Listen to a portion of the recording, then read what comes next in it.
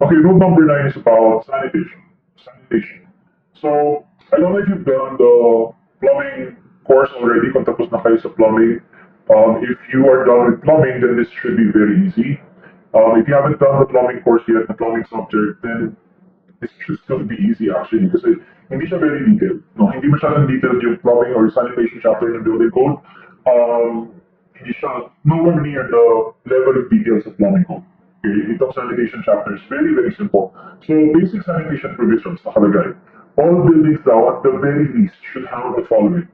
Dapat may water supply, no, water supply, potable water supply, adequate plumbing installation, okay, suitable wastewater disposal system or treatment system. Dapat di pinupuntahan yung wastewater, no, you must be able to dispose of it or treat it or whatever. And then a separate stormwater drainage system. So super basic sanitary system yan.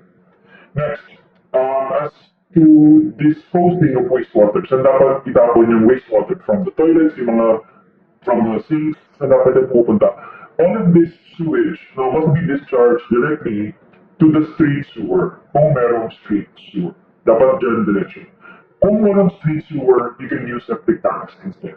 Okay, but by default, you must dispose towards the street sewer.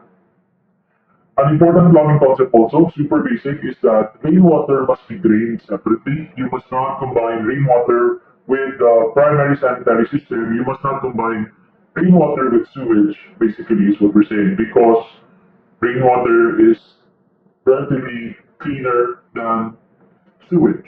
Okay, if you combine it with sewage, not only are you turning what is otherwise clean water, kasi rainwater is relatively clean, you're turning this clean water into sewage, no? But you're also increasing the volume of sewage that we must treat. So yung sewage niyan, ideally, may treatment facilities tayo for sewage. You're increasing the volume, diba? So it's a very important and basic plumbing concept. No, that rainwater should not be combined with sewage. Dapat separate yung systems niya.